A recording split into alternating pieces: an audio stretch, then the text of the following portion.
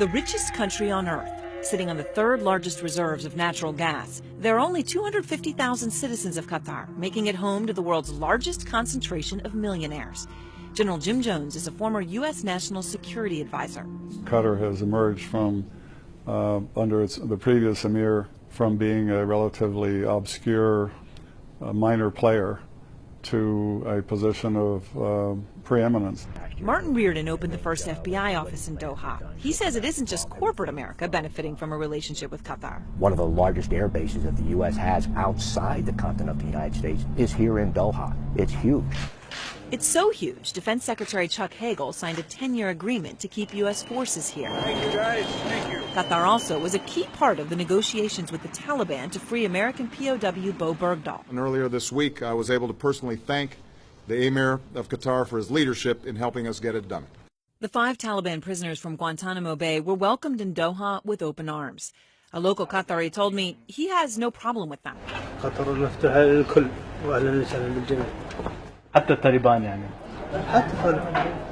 This isn't a surprise. Happy to see you, sir. Thank you. Qatar prides itself on its clout with the U.S. and extremists. This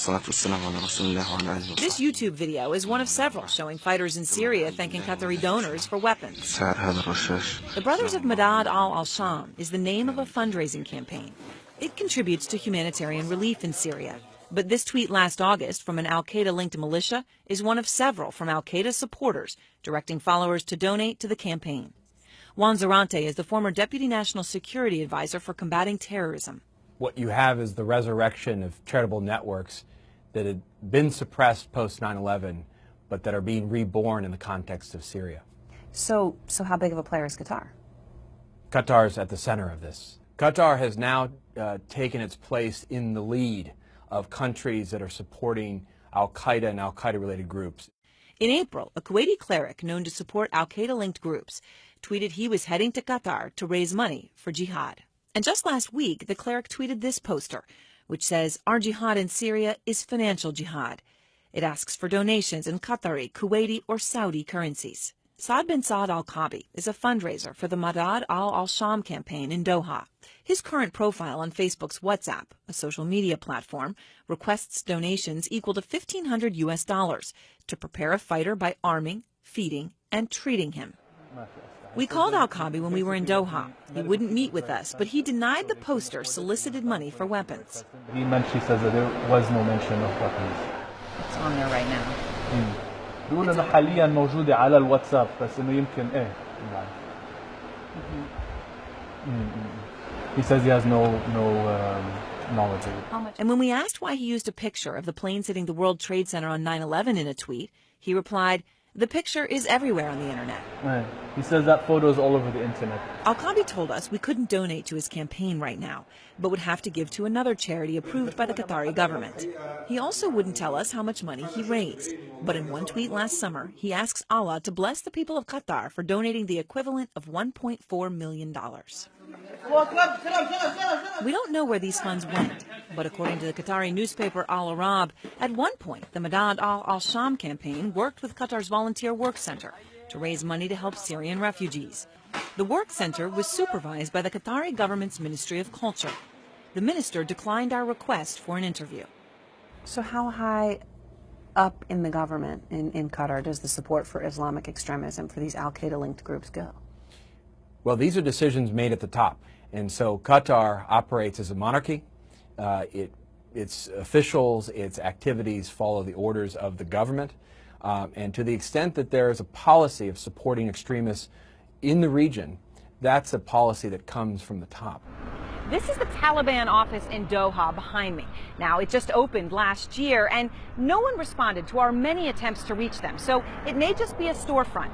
But the fact is this: Qatar is the only country in the region with a diplomatic Taliban presence, and the emir, the ruler of this country, personally negotiated the release of 5 Taliban prisoners in exchange for American POW Bo Bergdahl. I just want to welcome the Emir of Qatar and thank him and the people of his country for the friendship they've shown towards the United States. General Jim Jones says Qatar has passed some laws against terror finance, but it's not enough. They probably are a little bit more towards supporting people that we are a little bit less than thrilled with. Qatar continues to be a haven for financing extremists. It's no secret the government allows people like Ali Al-Nuaimi to live freely in Qatar. Nuaimi was the president of the Qatar Soccer Association, which controversially won the bid for the 2022 World Cup. The United States Treasury designated him a terrorist last year, saying he raised millions to fund terror. Then there's Wagdi Ghonim, a cleric who lived in Orange County, California. The U.S. suspected him of fundraising activities that could support terrorism. Ghonim agreed to leave the U.S. and now lives in Doha, where earlier this year he appeared in a YouTube video soliciting money for Syria with Saad bin Saad al-Kabi. Why does the United States have to accept Qatar providing harbor to people the United States says are terrorists? Because going beyond that, in a strategic sense, Qatar is a key ally of the United States. An ally, Martin Reardon, says the U.S. can't afford to lose. So that maxim that you keep your friends close but your enemies closer, it's very relevant to Qatar. But will the trade-offs cost America? There's no question that money going to al-Qaeda affiliates and groups hurts the United States. Money coming out of Qatar not only allows these groups to grow in strength on the battlefield in Syria, but allows them the possibility, the budget, to imagine plotting and to actually attack the United States in the West. It's well known in national security circles, but not by the American people. The fact is, when I ask, follow the money is the old adage. When I ask about terrorist financing, where's the money coming from that's funding these Sunni extremist terrorist organizations, al-Qaeda? Every time it's the Gulf. Comes out of the Gulf, and the worst offender is Qatar. They give money indiscriminately, and I think it's a real problem. I just returned from the region. I was in UAE and also Saudi, visited with the Crown Prince. They threatened to pull their diplomats out of Qatar because of the money that they're throwing into the Syrian rebels, which in turn are funding al-Nusra and ISIS, which are the very enemy that we should be fighting in Iraq. So what I'm trying to understand, Chairman, and I wonder if you can help me a bit, because, we talked about the U.S. companies. They have obviously significant exposure in Qatar. There's also an air base there, which is a very significant base for this country. You heard our guests talk about it in the piece, but the #1 supply location for the military, 6,000 U.S. Air Force members are located there. It is a $400 million annual budget. Even Saudi Arabia, an ally of the United States, does not allow such a base to be in that country. Is this why the United States finds it okay to have these funding activities going on in an ally? Well, it's a very strange relationship. I think we want to keep them in the tent as much as we can. They do allow intelligence sharing like the Saudis do. But at the same time, you have these wealthy donors, these families that give money. And if you go back to the time of bin Laden and 9/11, the Qataris were giving to al-Qaeda. This concerns me when you look at the prisoner swap of the Taliban 5, one of whom was involved with 9/11 with bin Laden, right. And the other of the top 5 cabinets of Mullah Omar. We're going to send them to Qatar.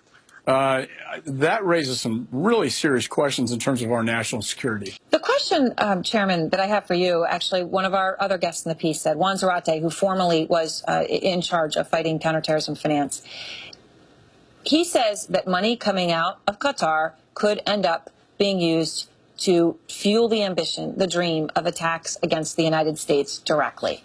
Do you agree? Well, I do agree with that, because if you look at the #1 threat to the homeland, it's ISIS in Syria and Iraq.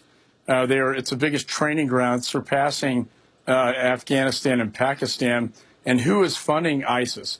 Who is funding al-Nusra? But more importantly, ISIS. That money, and the reason why the Saudis and UAE cracked down on Qatar is because they're the ones throwing the money indiscriminately, not caring who it goes to, as long as it funds Sunni extremists fighting Assad in Syria.